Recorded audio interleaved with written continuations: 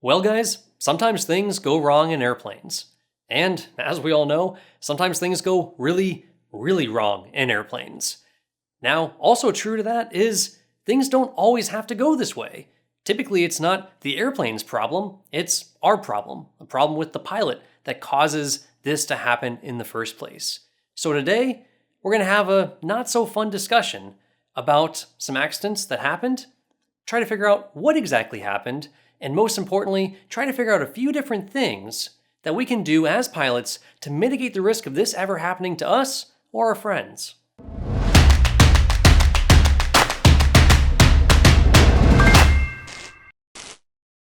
So first up, let's take a look at this accident that occurred in Clearwater, Florida. We have a Piper Arrow and a Robinson R22 helicopter.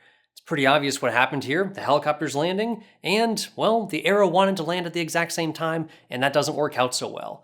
Now, what's the backstory here? Well, we have a flight instructor and a student pilot receiving a flight review in the helicopter, and according to them, they made all of their radio calls as they were flying around the traffic pattern, staying in the traffic pattern for runway 34. Then you have the Arrow pilot, who recalls hearing something about runway 34, kind of garbled, kind of a not very clear radio transmission, and then he went ahead and made a call for downwind on runway 34, quickly turned base, and then proceeded to land. Now, what about what actually happened? It's hard to always know, but there was another pilot on frequency that said they heard the radio calls coming from the helicopter announcing their position, but never heard a radio call announcing the position or intentions from the Arrow pilot, from the Piper pilot in the fixed-wing airplane. Now, what are our takeaways here? How do we prevent this from happening to us? Well, something as simple to start with as make sure that windshield is clean. It's a rental airplane that this guy's using for the Piper Arrow, so it's actually a pretty nice rental airplane. I rented it a couple times when I was living in Florida. But that windshield lives outside. The airplane lives outside on the ramp. It's probably not super clean, super crystal clear. If it's not clear enough for you to see through and see other traffic, well, perhaps you don't want to fly it in the first place, or maybe you need to spend a little extra time on your pre-flight cleaning that windshield. Simple little things like that. Clean your side windows inside and out, clean your windshield or your windscreen inside and out. Make sure that your radio calls are actually going through to other pilots. Are they reacting to you at all when you make a radio call? Do you make a radio call and it prompts somebody else to make one? Or do you make a radio call and then you let go of the mic and somebody else is making one at the same time? You're like, man, they stepped on me. Did they step on you? Or did your call never go through in the first place? So they just went ahead and jumped on the frequency when they thought it was open. Is the little T on the radio actually lining up? Do you actually hear the side tone in your headset? Is that actually working when you press the push to talk? Maybe the push to talk's not working.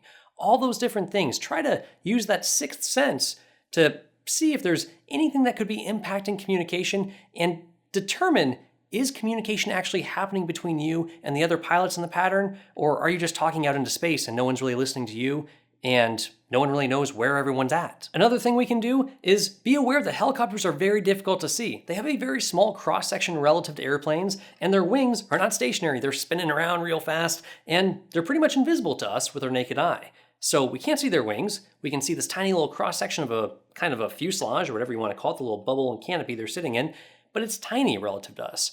And they kind of blend in with all the other noise and busyness around the airport, especially if we're coming in from above them. So if you're flying around the traffic pattern in a Piper Arrow and there's a helicopter making all these radio calls and you're not 100% sure where exactly that helicopter's at, well, you probably should not approach to land until you know exactly where they're at. You might want to fly your airplane into a place you know they won't be at, and you might want to establish clear communication with that helicopter or with whatever other traffic there is to figure out exactly where they are before you proceed any further. This seems to be one of those cases where little things go a long way, making sure you have a clean windshield, making radio calls, and ensuring communication is clear between all the pilots in the pattern, and even little things like, hey, I haven't heard anyone talk in a while. Should I pull my squelch off really quick and see if my volume's actually turned to an appropriate level? If the helicopter had actually made all those radio calls on the traffic pattern, reporting crosswind and downwind and base and final, well, it's probably unlikely that anyone would miss 4 radio calls. You might miss 1, but probably not 4. Other little things like make sure you're not listening to music, make sure your headset's plugged in all the way, checking that volume, and just doing basic things to ensure you have clear communication among you and all the other pilots. And at the end of the day, this is a see and avoid case. Be aware that it's difficult to see helicopters. It's difficult to see any obstacles when you're approaching to land. Even if you do scan the entire area, always remain vigilant and always assume that somebody could pull out at any moment, or there could be other obstacles that you need to watch out for. Never be in a position where you get complacent and just assume, I'm the only one out here, it's all my runway, I don't have to look for anything. That might bite you one day. Now, at the end of the day, we're not placing blame on anyone here for this accident. Luckily, it worked out pretty well and everyone went home just fine. It could have been a lot worse, certainly.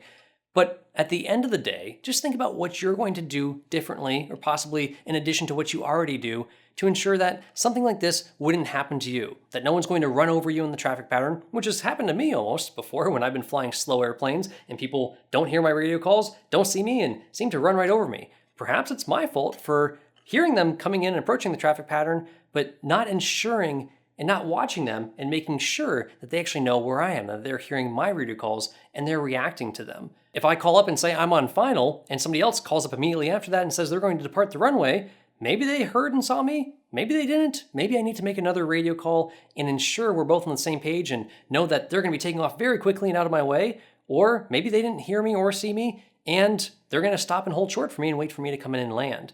So establish that clear communication. Think about what you can do in addition to what you already do to make sure that you'll maintain situational awareness in the traffic pattern and at all phases of flight. Next up, we have what looks like a beautiful day to go fly. Great weather, birds are chirping, and the only thing missing is enough gas in your tank to be legal for your VFR fuel reserve. So, as a responsible pilot, you fire up, complete that checklist, and then taxi at 20 miles an hour down the ramp over to that fuel pump so you can quickly fuel up and go fly your airplane. What are the problems with that? Well, personally, I like to recommend a taxi speed around 5 miles an hour. That's slow enough that you can keep your eyes outside, be aware of what's going on in front of you, to the side of you, perhaps even behind you, and all around you to make sure that if something's about to run across the runway like a deer or an animal, a car, another airplane, or run out in front of you on the taxiway, you can come to a stop pretty easily and have enough time. And if you ever did impact anything, well, that's going to be a pretty benign impact. You can see these guys coming right at each other, and one's on a tailwheel airplane with not great visibility, taxiing along at a decent clip, probably plus 10 miles per hour. Then you have the Cessna coming along at, well, again, over 10 miles an hour, and from his right, where it's not super visible, at the last moment he sees him, tries to turn because he can't stop quick enough, and they hit each other. This could be really bad. You have two big blenders spinning around, and those blenders tend to chew up metal and human pieces too if they contact somebody, so that would be a terrible thing. Luckily, this one worked out all right. It just meant metal. Metal can be fixed and replaced. You can't replace people. We have a separate video about this whole idea, which is taxi slow, taxi with your eyes outside the airplane, maintain situational awareness at all times, and if for any reason you ever have to look inside the airplane or take your attention from outside the aircraft and bring it inside, well, then come to a complete stop before doing so. We put together this little video where we see what happens when somebody pays attention to the iPad too much and is looking inside the airplane, messing with the squawk code, messing with the transponder and the radios, getting the AWOS or the ATIS as they're taxiing out, looking inside, and then not looking outside and seeing Bob standing right in front of the airplane. It didn't work out so well for Bob or Bob's family. Unfortunately, Bob got chewed up by the propeller, and the pilot feels really, really bad about it. This is a simple thing to avoid. You can say, well, nobody got hurt, and this is common sense, right?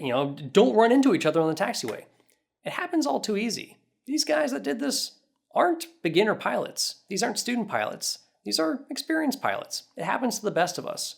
Slow down a little bit. Take a little extra time. Make sure you're maintaining situational awareness. Whose fault is it that this happened? It's everyone's fault. You can't take blame away. Now, obviously, somebody was already on the taxiway and had a tailwheel airplane and couldn't see that well over the nose, and somebody else entered the taxiway in front of them. Doesn't matter. Always be alert for somebody cutting you off. And always slow down, take your time, so you don't turn out being a big jerk and cutting someone off and causing damage to your airplane and theirs. It's as simple as take your time, slow things down. If you're in a rush, well, forget about flying. Flying's not for you. If you want to go somewhere fast, then buy a ticket on the airlines. If you want to fly your own machine through the air and be a safe professional pilot, slow things down a little bit. Take advantage of this one phase of flight where we actually have a pause button. There's no pause button when you're flying through the air. You keep flying until you crash. You have to fly the airplane. When you're on the ground, we have a pause button. We can press on the brakes, come to a stop, get caught up, maintain situational awareness. There's no reason to ever be in a rush. Keep it slow, safe, and save yourself a lot of embarrassment. Now comes the way less fun part of this case study. We're going to take a look at some video here of a few people dying when they hit the ground. We're going to take a look at some video here of a few people walking away, limping away, getting hurt when they hit the ground. And we're going to look at the differences between the two. 2 cases that were fatal, 2 cases that weren't. All 4 of them, stall spin accidents. Stalls and spins have been happening ever since people first started flying airplanes. Every single one of them is avoidable. It never has to happen. But each one of them is caused by us as pilots. It's not the airplane doing anything wrong here. Perhaps the airplane does something not quite right that might lead this or precipitate this from happening. But ultimately, we are the ones that pull back on the controls. We are the ones that stop the wing from flying. We're the ones that do so in an uncoordinated manner. And we are the ones that first stall the wing and then cause the aircraft to start spinning. And then we are the ones that don't put in the proper inputs to recover the aircraft before it's too late, or at least cause a better outcome if the airplane is going to crash no matter what. First, let's look at Azam flying his Piper Comanche, 250 horsepower, taking off a little over 100 feet over the ground, getting slow, stalling, and spinning into the ground. 150 hours total time, about 20 hours in the airplane. And then there's David and Kimberly, husband and wife. They bought a new Comanche, not a new Comanche, a used one, new to them. Nice Comanche, 250 horsepower, high performance airplane, and taking off, rotate, climb pretty steep, and same thing, 150 feet, 200 feet, stalls, uncoordinated, and spins into the ground. Kills both of them. 700 hours total time, about 15 hours in the airplane. It was his second solo flight in that airplane since he had bought it. Second flight that he was making by himself after getting a good amount of duel from an instructor, being safe, learning about that new airplane. Why did both of these airplanes crash on takeoff, right after takeoff? Was it a weight and balance problem? Was it a mechanical problem, an engine problem? The trim wasn't set right? The NTSB looks at all those things, and they didn't find anything that would point to any case like that. They found the engine's working good and the trim set where it should be and weight and balance to be within limits. So why climb like crazy and stall, spin, and hit the ground? Well, first off, we got to remember when you're taking off in a high performance airplane like that, probably the nose is going to want to climb above the horizon. Once that nose is above the horizon, you lose track of how high it is above the horizon, really, especially when it's a new airplane to you. When it's a new airplane to you, you probably hold the controls a little tighter. Maybe instead of flying with just 2 fingers, you get your whole hand on there. Maybe you're a little more tense, not as relaxed. And as that nose comes up above the horizon, what's the difference between being 2 degrees above the horizon or 10 degrees above the horizon or 20 degrees above the horizon? How can you really tell? And once that nose is coming up and perhaps you let it get a little too high above the horizon and the airplane starts slowing and initially you were taking off like a rocket and you felt all that acceleration going up and now you're not going up anymore. And so you perhaps pull a little harder because that's just a natural reaction and you're holding the controls back and you realize you're not climbing, you're getting closer to the ground and you keep pulling back and you stall. And once you stall, you see a windscreen full of ground and the airplane starts rotating and you're close to the ground. That's not a time where you're going to push forward or let go of the controls. That's probably a time where you're going to tighten up on them even more and pull them back in your chest, hoping to raise that nose, but it is far too late. So what really happened here? We don't know the exact details. We'll never know exactly what happened in these airplanes. There's no video camera inside there. But what we do know is competent pilots, good people. They're not brand new student pilots. They're flying high performance airplanes, and those airplanes are a little higher wing loading than your average 172, about the same wing area, same size wing as a 172, a lot more horsepower, and a lot heavier, which means they don't like to get slow. When they do get slow, the backside of the power curve is a lot more vicious than in your average 172. It's harder to get them to accelerate, and they start to mush a lot easier. As they're mushing, more likely to stall the airplane. But all it would have taken at 100 feet is to level the nose, let the airplane accelerate and climb away. Right after they rotated, even though they rotated perhaps aggressively, it was recoverable at 50 feet, at 100 feet, even just the moment before the airplane stalled. They could have pretty much just let go, and the nose would have fallen, set to level or perhaps below that, accelerated, and they likely would have never hit the ground. Even after the airplane did stall, That instant it stalled, well, they likely could have let go or pushed forward, relaxed the back pressure anyways, let the nose come down, and likely could have avoided hitting the ground. It's a difficult thing to do though. It's emotionally difficult, and my opinion, for what it's worth, is that in the 20 hours and 15 hours they both respectively had in these airplanes that were new to them, I doubt that either of them spent an hour flying the airplane slow, hanging it on the prop. I doubt that either of them spent 30 minutes doing that with their instructors. They likely spent a few minutes doing some slow flight. That's what I used to do with students. When I was a new CFI, take them out, do a render checkout, an hour flight that would consist of a few minutes of slow flight, some stalls, steep turns, 30-degree turns, 45-degree turns, maybe some landings, no flap landing, 1.0 on the Hobbs, send you out and you're good to go. But that's not really enough, especially when you're in an airplane that's new to you. I can tell you from personal experience, after flying an airplane for 100 hours, I thought I was pretty good in it. I had 5,000 hours of total time and 100 hours in the airplane. I should be pretty competent. But I can also tell you, after just going out and doing 30 minutes of hanging that airplane on its prop, flying super slow with an instructor in the back seat, kind of guiding me through it, flying nice and slow and maneuvering the airplane very slow, I was a lot better and safer in that airplane. It made a huge difference, and of course, you do have to watch the engine temps and how hard you're pushing the airplane when you're flying in slow flight for a prolonged period of time. But you get very used to the clues that the airplane is approaching a stall, constantly playing with that angle of attack, playing with that critical angle of attack, dancing right on the edge of a stall, periodically stalling the airplane and recovering quickly, doing that practice with an experienced CFI in that airplane that you're going to be flying, showing you right where the demons are, right where that edge is, so that you can recognize the signs of it and correct appropriately automatically when you see those signs. You don't want to stall the airplane at 150 feet and think, okay, I need to push forward and recover. There's no thinking, there's no time for that. I wouldn't be able to do that, no one can. But your hands and your feet can react a lot faster than your brain can actually think about. If you're trained to do the right thing when you detect those signs of, hey, the airplane's getting slow, I need to make it not stall. When they climbed up to 150 feet, they either got some sort of stall warning, maybe a horn, a buzzer, a light, a buffet. Even if none of those things happened, the noise in the airplane was changing. The nose was incredibly high, and there was pressure in their fingertips. They were pulling the nose up. It is impossible, and this is a blanket statement that's not 100% true, but pretty darn true. It's about impossible in any of our 172 Cessnas, Pipers out there to set takeoff power, be within weight and balance limits, within CG limits, have the trim set appropriately. It's impossible to stall them on takeoff unless there's back pressure in your fingertips. If you let go of the controls, when the airplane's going down the runway or shortly after takeoff, it is going to fly somewhere between VX and VY if the airplane is configured properly. It's a blanket statement, and yeah, there's some ways you could twist that and say it's not totally true, but as a general rule of thumb, you can't stall the airplane unless you're pulling back. Recognize that there's back pressure in your fingertips. It's hard to recognize when you got a lot of meat on there and you're squeezing like crazy. Realize that on takeoff on really any airplane, fingertips work. That's all that's really required, and that will tell you if you're pulling back too hard.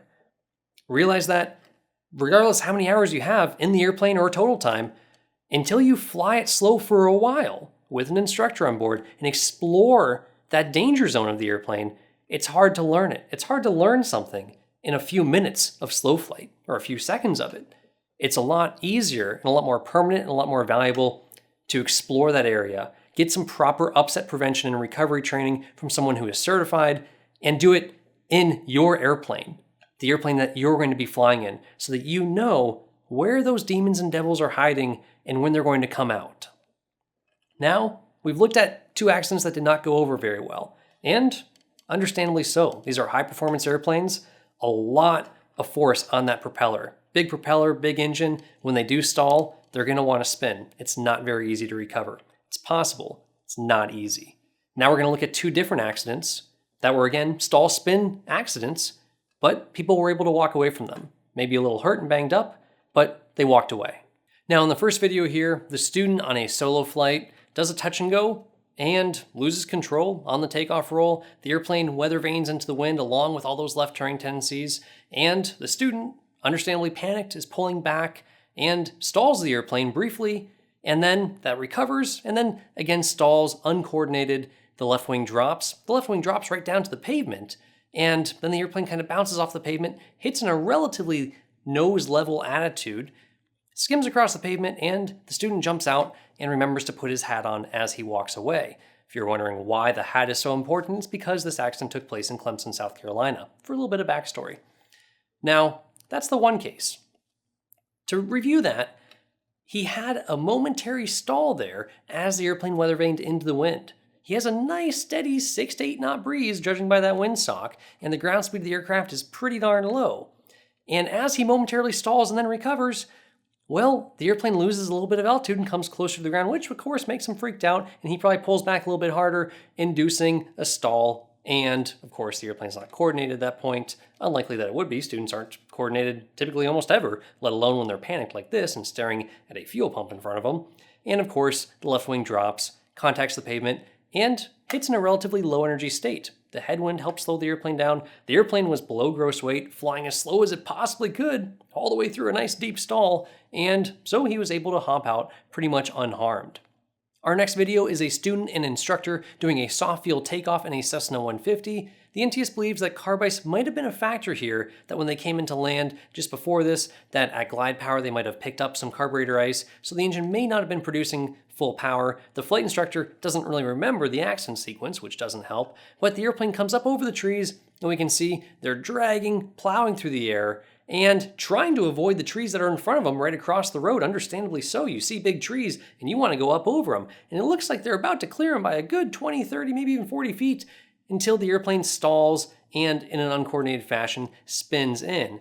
Luckily, Cessnas are pretty benign, they're light wing loading, and there's not a lot of power in this Cessna 150 to corkscrew it around quite as quickly as those big 0540s on the Comanches producing 250 horsepower. So the airplane does a stall and spin, but a little bit more gentle, and luckily, the student and instructor both get to walk away, although banged up pretty good. Now, what's our takeaway here? Well, there's no prize for clearing the trees by 50 feet rather than clearing them by 5 feet. Emotionally, it's very difficult to skim across trees at 5 feet, but it would have been good to try to keep that wing flying. Could the airplane have kept flying if they just lowered the nose, skimmed the trees by a few feet, and then potentially landed in a field beyond there, or landed at least keeping the wing flying and landed in more of a level state and chose, or had a little bit more of a choice involved of where the airplane's going to go rather than just leaving it up to gravity? I'd like to think that as a pilot, we could make a better choice of where to crash an airplane if it's going to crash than gravity can. So, what is the difference between these two incidents and the Comanches? Well, I'm not saying that these pilots did anything right and the Comanche pilots did something wrong. In fact, I'm quite certain if you put these pilots from the Cessnas and the Comanches, they would have had the exact same outcome and they'd be dead. Luckily, they were flying a different airplane, and I'm not saying that the Cessnas are somehow safer than the Comanches either. But the Comanches are high-performance airplanes, and they deserve a certain amount of respect.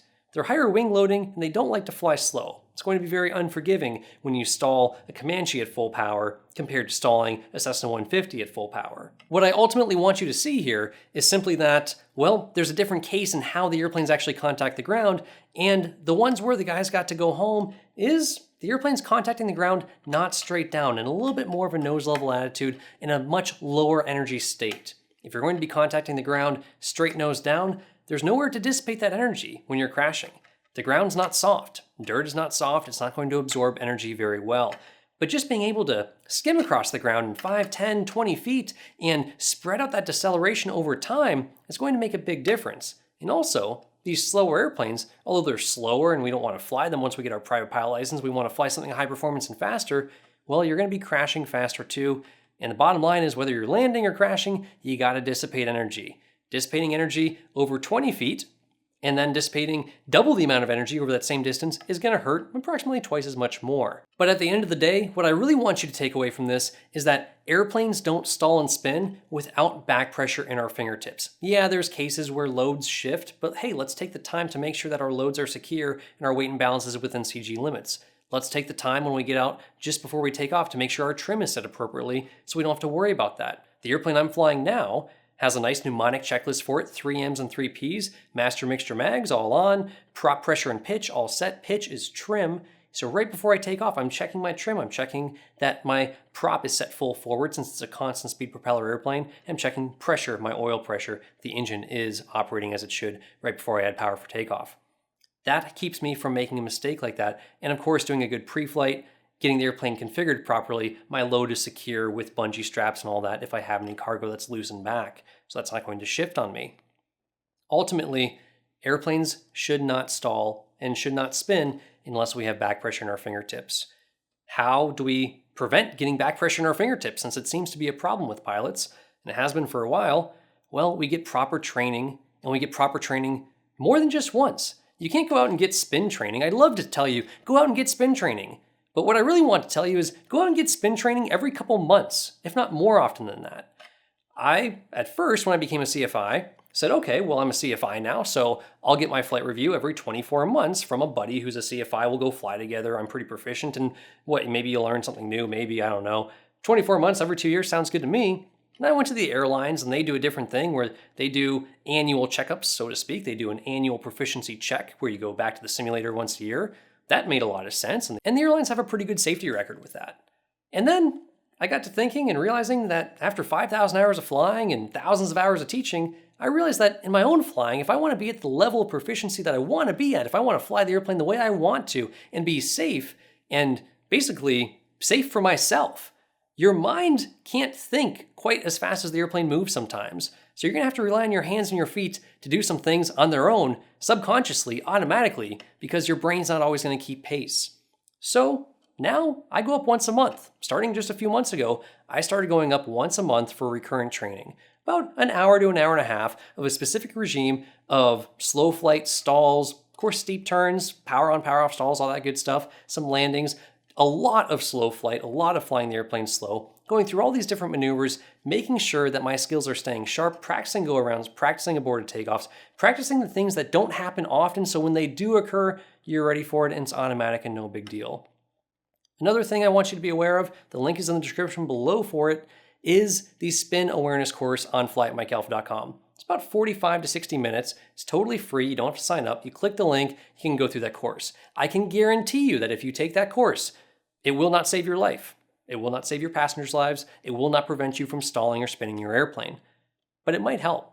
It might actually help a little bit. And what will help a lot is recurrent training. I understand it's hard to do it every month, but there's no reason why you shouldn't. If you're flying more than once a month, there's no reason why you shouldn't throw into that flight for fun down the beach or for a $100 hamburger a few practice maneuvers. There's no reason why you shouldn't throw your CFI in the airplane with you and keep your skills sharp on the things that we don't do often so that we don't get surprised by a go-around. We don't get surprised by the trim being out of whack on takeoff. We don't get surprised by the nose coming up more than we expect. And we know how to detect that our airplane is getting into a dangerous state. We can correct it early and properly so that it's a non-event.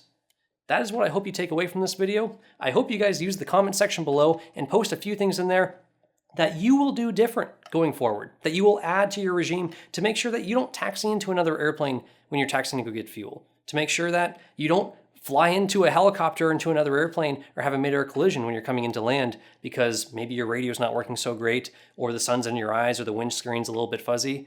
I want to make sure that you guys are not going to stall or spin your airplanes, that you're not going to call on your airplane to do more than it can. These machines are great machines. Comanches, 172s, 150s, they're amazing, but they'll only do what they can do. And when we call on them to do more than that, it's our fault. It's our problem breaking the machine, forcing it to do what it can't. I want you to realize the signs of when you're getting close to the edge and stay away from the edge and never cross it. That is what I hope you can take away from this video. If you have any questions at all, that's what the comments below are for. You can reach out to us through the website at flyatmikealpha and definitely check out that spin awareness course at flyatmikealpha.com. Be safe out there, guys. Hopefully this was educational, and we'll see y'all in the next one.